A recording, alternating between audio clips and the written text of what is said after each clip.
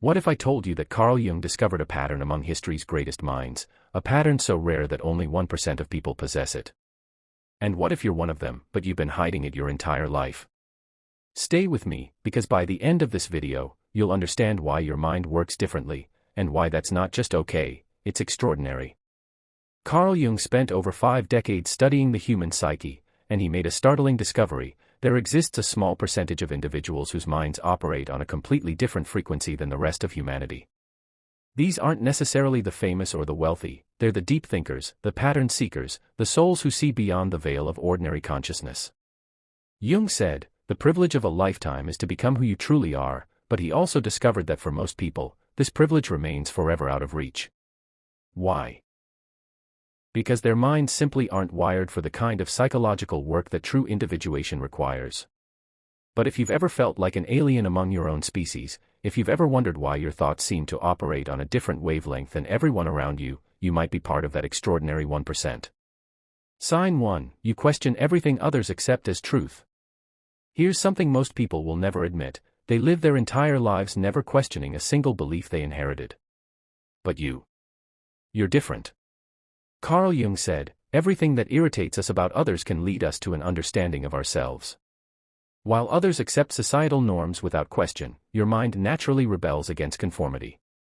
You don't just wonder what, you obsess over why. According to Carl Jung, this relentless questioning isn't a flaw, it's the hallmark of an individuated mind.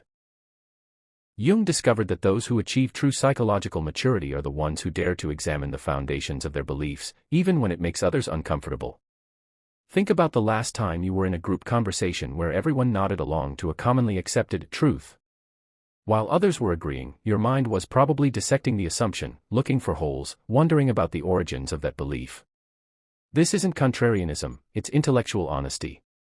Jung observed that most people's beliefs are what he called collective assumptions, ideas they've absorbed from their culture, family, or peer group without ever subjecting them to conscious examination.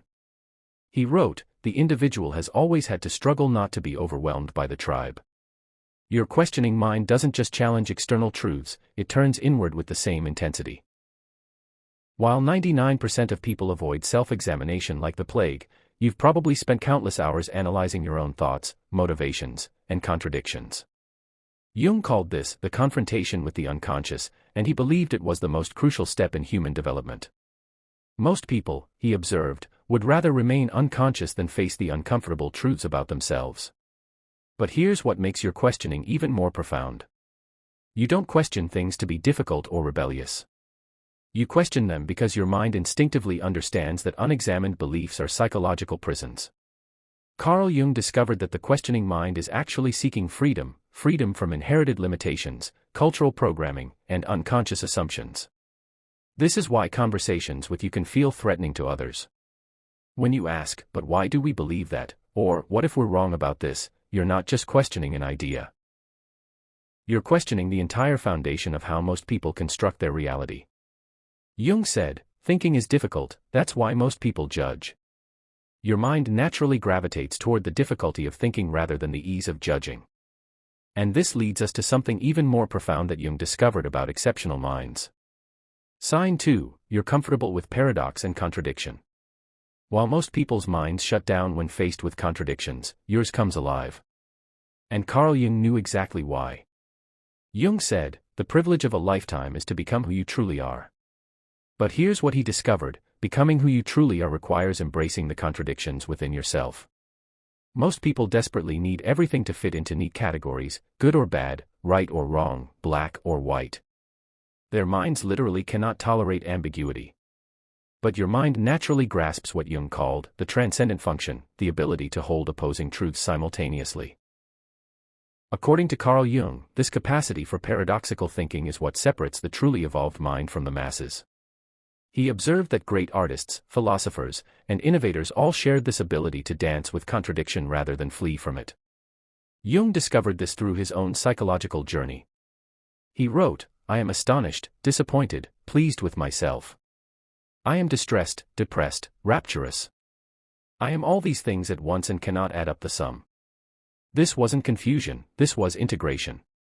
You might have noticed this in yourself when You can genuinely see both sides of an argument, even when everyone around you has chosen a side.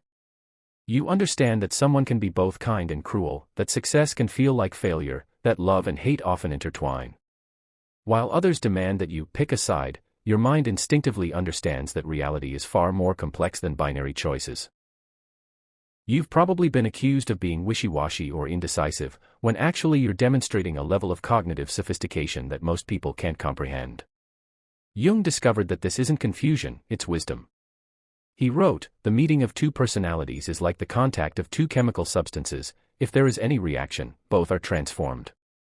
Your mind naturally understands that transformation comes from embracing, not resolving, life's inherent contradictions. Carl Jung spent years studying what he called the union of opposites.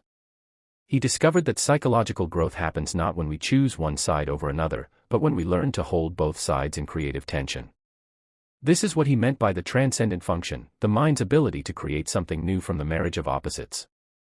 Here's what most people don't understand. When you express comfort with paradox, you're not being intellectually lazy.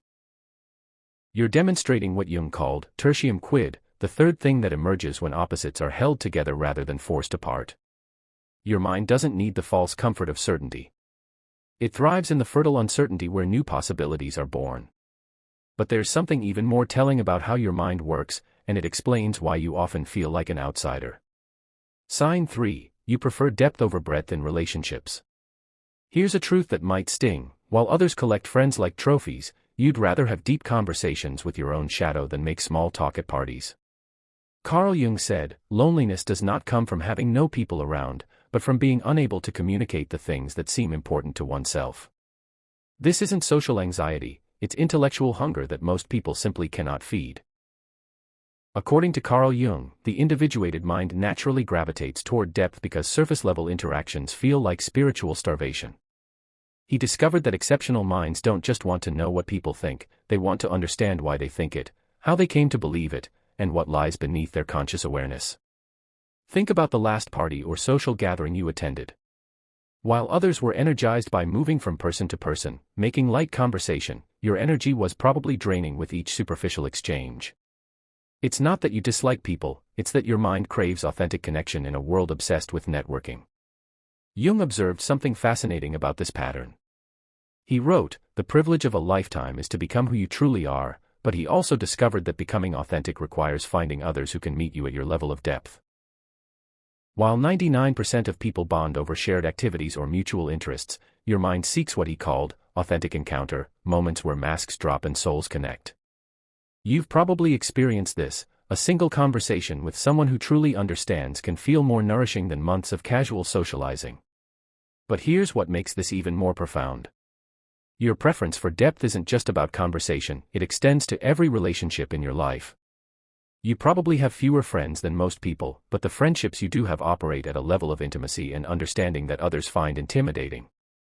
Jung discovered that this preference isn't antisocial, it's highly social, but in a way that most people find threatening. Deep connection requires vulnerability, and vulnerability requires courage that most people simply don't possess. Carl Jung said, "The most terrifying thing is to accept oneself completely." Your mind naturally seeks out others who have done this work, who can meet you in the depths rather than keeping you floating on the surface. This is why you probably feel more connected to certain authors, artists, or thinkers you've never met than to people you see every day. Your mind recognizes depth wherever it finds it, regardless of physical proximity. And here's something Jung discovered that might surprise you. The people who are drawn to depth the way you are often carry what he called the wounded healer archetype. You seek profound connection because you understand suffering, loss, and the complexity of the human condition in ways that others don't. And this brings us to perhaps the most misunderstood aspect of exceptional minds. Sign 4, you're drawn to the dark and uncomfortable. While others scroll past negative news or avoid difficult topics, your mind gravitates toward what Jung called the shadow, and there's a profound reason why. Carl Jung said, "One does not become enlightened by imagining figures of light, but by making the darkness conscious." He discovered that exceptional minds aren't drawn to darkness out of morbidity, they're drawn to it out of completeness. According to Carl Jung, 99% of people spend their lives running from their shadow, the parts of themselves they don't want to acknowledge. But your mind instinctively understands that wholeness requires integration, not avoidance. Jung spent decades studying what he called shadow work, the psychological process of acknowledging and integrating the parts of ourselves we'd rather deny. He discovered that people with exceptional minds naturally gravitate toward this work, even when it's painful. Jung noticed this pattern in all his most brilliant patients. They were fascinated by tragedy, drawn to complex characters, intrigued by moral ambiguity. They didn't celebrate darkness, they studied it, learned from it, and ultimately transformed it. You've probably noticed this in yourself. While others are drawn to simple stories with clear heroes and villains, you're fascinated by the gray areas. You're more interested in understanding why the villain became villainous than in celebrating their defeat. Jung discovered that this attraction to shadow material isn't pathological, it's evolutionary. He wrote, "Everything that irritates us about others can lead us to an understanding of ourselves." Your mind naturally seeks out what others avoid because it understands that growth happens at the edges of comfort. Here's what Jung found most remarkable about this pattern. People with exceptional minds don't just explore external darkness, they're willing to confront their own shadow with the same unflinching attention. While others maintain carefully constructed self-images, you're probably acutely aware of your own capacity for selfishness, cruelty, or weakness. This isn't self-hatred, it's self-knowledge. Carl Jung discovered that the people who achieve the highest levels of psychological development are those who can acknowledge their full humanity, including the parts they're not proud of. Jung said, "I'd rather be whole than good." Your mind intuitively understands that goodness without wholeness is just a mask, and masks eventually slip. But here's where it gets really profound. Your willingness to explore darkness, both internal and external, actually makes you safer to be around, not more dangerous. Jung discovered that people who acknowledge their shadow are far less likely to unconsciously act it out than those who pretend it doesn't exist. You might recognize this in yourself when you're the person others come to with their deepest, darkest secrets. They sense that you won't judge them because you've already faced the same darkness in yourself. But here's where it gets really interesting, and why Jung believed this makes you dangerous to the status quo. Sign 5. You see patterns others miss. Your mind doesn't just process information, it weaves it into tapestries of meaning that others can't even perceive. And Carl Jung knew this was the mark of true genius. Jung said, "Your vision becomes clear when you look into your heart. Who looks outside, dreams. Who looks inside, awakens." He discovered that exceptional minds naturally develop what he called symbolic thinking, the ability to see connections that exist beyond the obvious. According to Carl Jung, while most people think linearly, A leads to B leads to C, your mind thinks systemically. You see how seemingly unrelated events connect, how patterns repeat across different contexts, how individual behaviors reflect collective unconscious trends. This isn't just intellectual pattern recognition, it's something much deeper. Jung called it synchronicity, the meaningful connections between inner and outer reality that most people dismiss as coincidence. Jung observed this in his most brilliant colleagues. They could predict social movements before they happened, understand personality types after brief encounters, and see the psychological currents underlying cultural phenomena. This wasn't psychic ability, it was pattern recognition at its highest level. You've probably experienced this yourself. Maybe you've watched a news story and immediately understood the deeper cultural forces at play. Or you've met someone new and instantly grasped patterns in their behavior that they themselves weren't conscious of. Jung discovered that this pattern-seeing ability comes from what he called active imagination, your mind's capacity to perceive the archetypal structures underlying surface reality. While others see isolated events, you see the underlying story. Here's what makes this even more extraordinary.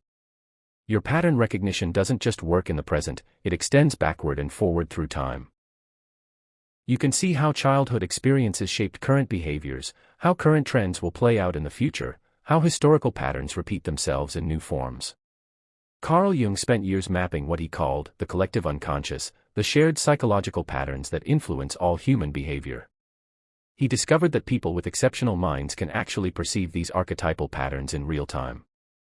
This is why you might find yourself saying things like, "I've seen this movie before," when observing social situations, political movements, or relationship dynamics. Your mind recognizes the archetypal patterns playing out beneath the surface drama. But here's what Jung found most fascinating about this ability. The pattern-seeing mind doesn't just observe, it participates in the creation of meaning. When you see a pattern, you're not just recognizing something that already exists, you're helping to bring it into conscious awareness. Jung said, "The world hangs on a thin thread, and that thread is the psyche of man." Your ability to see and name patterns actually helps shape collective consciousness. This pattern recognition reveals something profound about how your mind processes time itself. Sign 6, you think in timescales others can't comprehend. While most people live in the eternal now of immediate gratification, your mind naturally operates across what Jung called psychological time, and it changes everything about how you see the world. Carl Jung said, "The privilege of a lifetime is to become who you truly are." But he discovered that becoming requires a relationship with time that most people find impossible to sustain. According to Carl Jung, exceptional minds naturally think in generations, not moments. You see how today's choices echo across decades.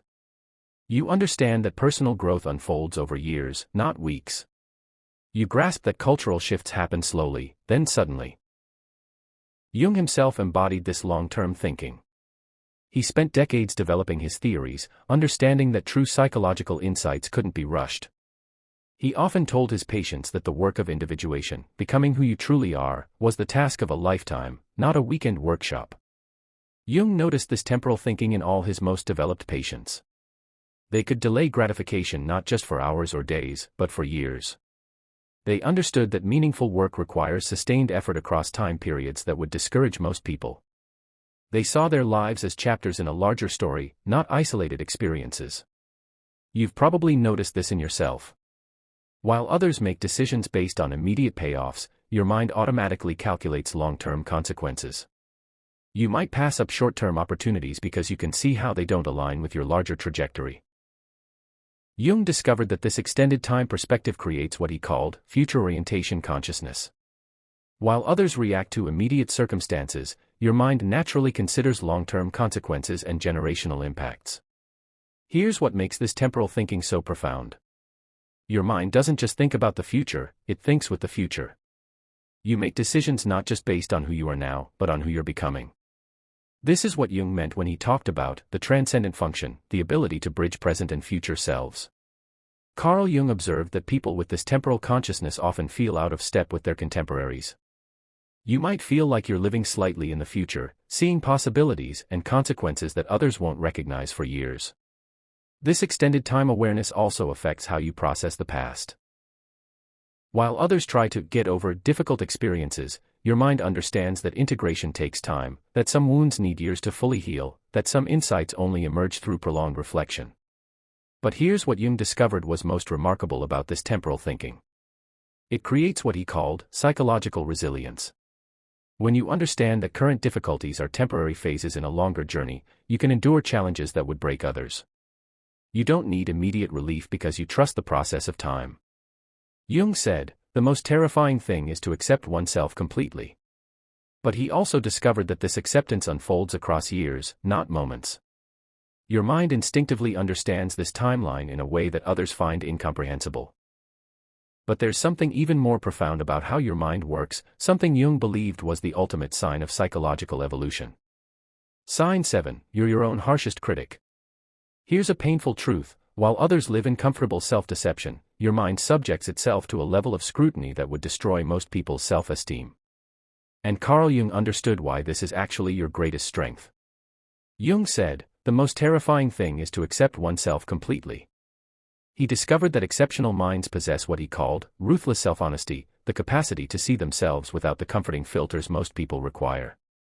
According to Carl Jung, 99% of people protect their ego through elaborate defense mechanisms. They blame others, rationalize failures, and maintain illusions about their own perfection. But your mind instinctively dismantles these protections, even when it hurts. Jung spent years studying what he called the ego-self axis, the relationship between our conscious identity and our deeper, truer nature. He discovered that people with exceptional minds naturally develop a more honest relationship with this axis, even when it means facing uncomfortable truths. Jung observed this pattern in all his most evolved adolescents. They could acknowledge their flaws with brutal clarity, examine their motivations without flinching, and take responsibility for outcomes others would blame on circumstances. This wasn't self-hatred, it was self-mastery. You've probably experienced this internal critic in action. After social interactions, you might replay every word you said, analyzing what you could have done better. After making mistakes, you probably dissect them with scientific precision, looking for lessons and patterns. While others dismiss their errors or blame external circumstances, your mind automatically turns inward. What was my role in this? What pattern am I repeating? How can I grow from this experience? Jung discovered that this internal criticism serves a crucial evolutionary function. He wrote, "Everything that irritates us about others can lead us to an understanding of ourselves." Your harsh self-criticism is actually your psyche's way of driving growth and preventing stagnation. But here's what Jung found most remarkable about this self-criticism. It creates what he called authentic humility. Unlike false modesty, which is actually a form of pride, your self-criticism comes from genuine recognition of your human limitations and potential for growth. This relentless self-examination creates a paradox. The more harshly you judge yourself, the more compassionate you become toward others. You understand human frailty because you've faced your own. Jung observed that people who achieve the highest levels of psychological development are those who can maintain what he called conscious suffering. The ability to face their own imperfections without either denying them or being destroyed by them. Here's something Jung discovered that might surprise you. Your harsh self-criticism actually makes you more trustworthy, not less. Others sense that you hold yourself to high standards, which means you're likely to hold yourself accountable in relationships and commitments. Carl Jung said, "The individual has always had to struggle not to be overwhelmed by the tribe." Your internal critic is actually helping you maintain individual integrity in a world that often rewards conformity and self-deception. And this leads us to the final sign, the one Jung believed was the ultimate indicator of an exceptional mind. Sign 8, you feel responsible for things beyond your control. While others shrug off global problems as, "not my responsibility," your mind carries the weight of the world, literally. And Carl Jung discovered this wasn't neurosis, but awakening. Carl Jung said, "The world hangs on a thin thread, and that thread is the psyche of man." He observed that exceptional minds naturally develop what he called collective responsibility, a felt sense of connection to the larger human story. According to Carl Jung, most people live in what he termed personal unconsciousness, concerned only with their immediate circle of influence. But your mind has broken through to what he called collective consciousness, where individual and universal concerns merge. Jung spent years studying this phenomenon through his concept of the collective unconscious, the shared psychological heritage of humanity. He discovered that people with exceptional minds can actually feel the weight of collective human experiences, even when they haven't directly experienced them themselves. Jung noticed this in all his most developed patients. They felt personally affected by distant tragedies. They worried about future generations they'd never meet. They carried guilt for social problems they didn't create. This wasn't grandiosity, it was genuine interconnection awareness. You've probably experienced this expanded sense of responsibility. Maybe you felt genuine grief over environmental destruction, even though you personally aren't destroying the environment. Or you felt shame about historical injustices that happened before you were born. While others might call this taking on too much, Jung understood it as evidence of psychological evolution. He wrote, "The individual has always had to struggle not to be overwhelmed by the tribe, but he also discovered that the most evolved individuals feel responsible to the tribe." Jung discovered that this expanded sense of responsibility comes from understanding what he called synchronicity, the meaningful connections between inner and outer reality. Your actions ripple across the collective unconscious in ways that most people cannot perceive. Here's what makes this responsibility so profound. It's not based on ego or grandiosity, it's based on genuine understanding of interconnection. Your mind grasps that individual consciousness and collective consciousness are not separate phenomena, but different aspects of the same underlying reality.